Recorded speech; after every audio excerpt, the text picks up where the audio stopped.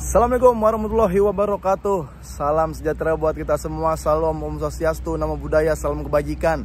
Balik lagi di channel YouTube Afif Safif, pakar bola momentari sepak bola dengan kebahagiaan dan kemenderitaan karena Barcelona puasa gelar ya. Lebaran sudah lewat, kemarin Idul Fitri, puasa juga, bulan puasa udah lewat, tapi Barcelona dan fansnya merasakan dan harus merasakan lagi puasa, tapi puasa gelar.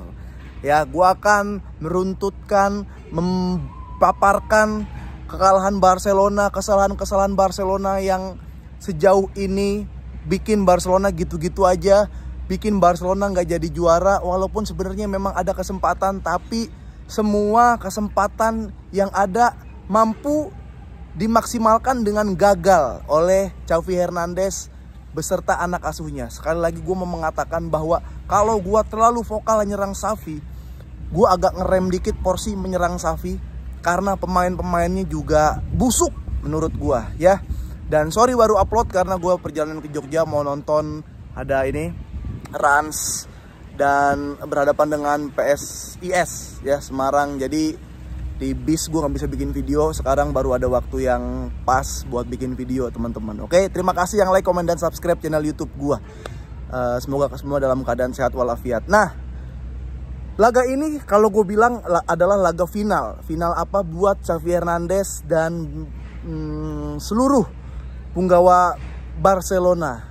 Jadi buat Xavi adalah dia akan mendapatkan wangsit apakah stay atau out di Barcelona, dan buat pemain apakah mereka mampu menyusul Madrid, nampaknya itu sudah mustahil.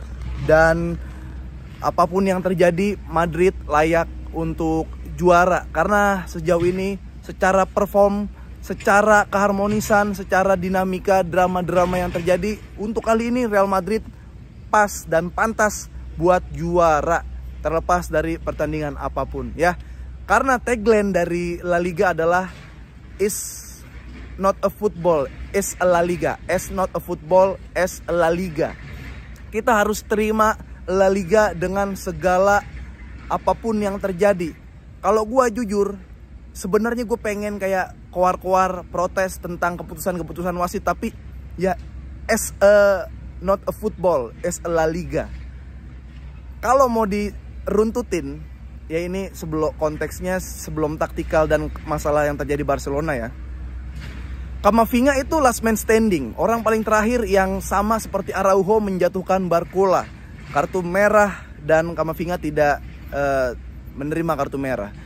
Dan GTL, goal teknologi line, GLT, goal line teknologi tidak ada di La Liga. Kayak La Liga doang yang nggak punya itu deh. Dan liga-liga top Eropa lainnya udah ada itu.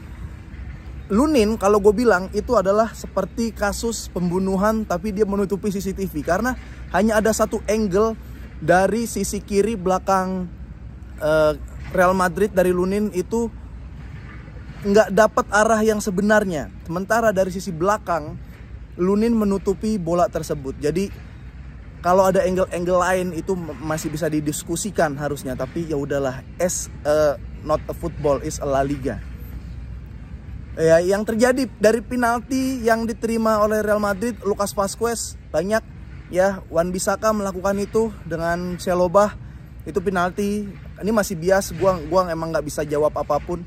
Saka melakukan itu juga ya, dihadang oleh Manuel Neuer, tapi Arsenal tidak dapat penalti. Tapi Vazquez melakukan hal yang sama, dengan gerakan yang sama seperti Saka, dia mendapatkan penalti. Jadi gua nggak bisa ngasih statement ini penalti apa enggak sebelum terlihat jelas peraturan secara tertulis penalti berdasarkan pasal-pasal atau bulir-bulirnya. Jadi ya terima aja, is a not football, is a La Liga.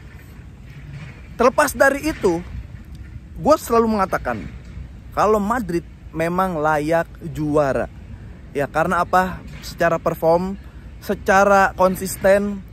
Bahkan Ancelotti jarang banget ketika gue nonton Madrid itu melakukan salah pergantian, salah starting line up, turunin, masuk dan tarik pemain, itu selalu enggak. Ancelotti udah terbukti emang dia sepuh sebagai pelatih, jadi minim banget kesalahan seperti itu yang membuat Madrid menang di laga-laga yang belum laga-laga krusial, tapi hal-hal kemenangan itu menjadi kemenangan yang krusial. Maksud gue bukan di detailan-detailan seperti ini, tapi Madrid sudah memupuk poin yang harusnya memang dia menang, jadi menang, dan itu adalah bekal buat Madrid juara. Itu yang terjadi. Bahkan dalam pertandingan semalam, kalau lu nonton, dari cara dia ingin mengejar ketinggalan, kan 1-0, 1-1,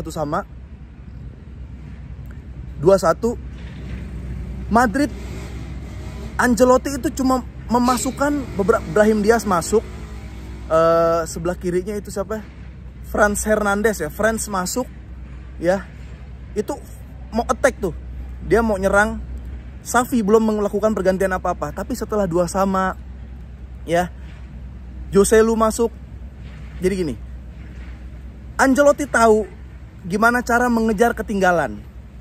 Masukin pemain-pemain yang Xavi nggak mikirin, loh kok dia masukin penyerang, dia masukin fullback yang attack, sehingga dapat 2-2 ya. Dan setelah itu dia tahu caranya menambah jumlah gol, masukin Joselu assist ke Bellingham. Jadi memang jauh dari segi pengalaman pelatih antara Ancelotti dan Xavi. Nah, itu Madrid ya, Madrid yang udah konsisten, yang bawa bekal banyak, yang menang-menang di pertandingan yang memang seharusnya menang, sehingga itu yang menyebabkan Madrid juara, terlepas dari insiden-insiden keputusan wasit semalam ya. Nah, selanjutnya Barcelona.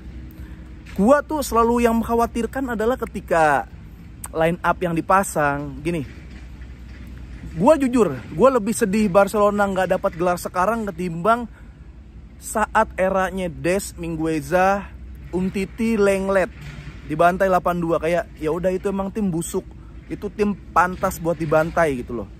Era Koeman itu tim pantas buat. Tapi di era sekarang ketika sudah banyak punya pemain yang memadai, Xavi nggak bisa memaksimalkan itu. Sekali lagi, bukan cuma Xavi, tapi pemain-pemainnya juga nggak memberikan kemampuan yang maksimal buat Barcelona. Ya, lu lihat De Jong saat dia sembuh sampai dia cedera lagi. Lu lihat Pedri, ya walaupun abis cedera memang harus ada yang diperbaiki dan nggak sekeren sebelum cedera. Tapi lu lihat gol ketiga deh, gol ketiga gimana Brahim ngacak-ngacak, Pedri nggak bisa ngambil, diumpan ke kiri. Gol-gol kedua ya, Bellingham ya, gol-gol Bellingham tuh nggak bisa ngapain, Pedri ngapain. Jadi gini, secara logika Manchester City aja yang kuat megang bola, ball position bagus, bahkan dia punya halan untuk cetak gol, itu nggak bisa mengalahkan Madrid. Itu nggak bisa nembus Madrid, bikin Madrid nggak lolos, itu nggak bisa. Harusnya secara logika tim yang di atas Barcelona yaitu Manchester City aja nggak bisa nembusin Madrid. Kenapa masih mau pakai cara ball position? Nah, kalau masih maksain pakai ball position, sementara City aja yang lagi di top satunya itu karena dipegang Pep, karena ada pemain yang kualitasnya memadai untuk ball position, nggak tembus. Harusnya Barcelona mikir nggak seperti itu caranya. Ya, ini rajanya tiki taka, Pep ada di situ. Ya, Barcelona mau ngikutin gaya main City, ya abis sama Madrid. Nah, gue agak setuju sama Xavi ketika ya udah dia nggak terlalu mau main ball position. Tapi pemain lu bukan pemain-pemain yang tipe ngerebut bola selain back ya, Konde, Araujo, Kubarsi. Ya, Gundo bukan tipe perebut bola. De Jong bukan tipe perebut bola. Pedri apalagi ya, dia musuh nggak ngalingin aja nggak keambil. Jadi buat ball position susah untuk komposisi pemain yang sekarang untuk bermain secara Spartan, bermain pressing itu juga nggak bisa. Ya, Cancelo. Ya, gue nganggap Cancelo sekarang jadi Cancelor. Semenjak lawan Paris Saint-Germain, kemarin main lawan Madrid itu badannya ada di lapangan, tapi nyawanya masih diinjek-injek Dembele, masih disenyumin sama Dembele. Gue udah lupa ame keselnya Dembele. Gue malah kesel sama komposisi Barcelona yang sekarang. Ter Stegen segitu kesiannya. Ya, Kubarsi begitu berjibaku, beberapa pemain doang yang patut diapresiasi yang lebih gitu. Selebihnya nihil. Pedri main babak kedua, main ganti Frankie tapi udah capek, 20 menit udah capek. Enggak, pemain bola top Eropa nggak di situ bro, fisiknya bro. Masih jauh dari pemain top Eropa. Jadi ya Barcelona memang dengan ketidakmampuan memaksimalkan kesempatan, selain dari taktik pelatih yang nggak kemana-mana gitu-gitu aja, dan pemain juga tidak memberikan hasil maksimal. Frenkie de Jong muter-muter, bahkan cedera di terakhir. Pedri mangap, itu kayak burung murai nggak pernah diumbar gitu. Lini depan Joao Cancelo sama Rapinya kayak orang nggak kenal. Lewandowski karena jarang diumpan, mungkin dia ada amarah atau akumulasi, jadi sehingga mengeluarkan keputusan-keputusan yang mementingkan ego. Jadi banyak kesalahan Barca. Lalu Barcelona harus kayak gimana? Ya tahun ini nggak apa-apa, nggak dapat apa-apa nggak apa-apa. Tahun depan ada kabar yang bilang kalau Xavi bakal stay. Nah, kalau ganti dari Xavi itu masih pelatih yang levelnya sama kayak Xavi, atau pelatih yang levelnya belum punya nama kayak Rafa Marquez, baru ngelatih Barcelona B, walaupun Pep juga gitu, Enrique juga gitu. Tapi ya pemain lu aneh gitu, nggak bakal bisa. Kalau masih nama pelatih yang menggantikan Xavi itu masih sejajar sama Xavi dan belum punya nama, itu agak susah. Mending Xavi stay aja. Tapi kalau pelatih baru dengan gaya permainan yang baru, lebih bisa mengadaptasi dengan sepak bola modern, gue lebih pilih itu. Siapa? Flick katanya demen banget, sangat tertarik untuk melatih Barcelona. Itu gue tunggu banget, Hansi Flick. Pasti ada pemain-pemain lemes dari gue harus keluar. Roberto, Pedri kalau bisa keluar, nggak kepake gitu kan. Rodrinya aja lu nggak tembus kemarin sama Madrid gitu kan.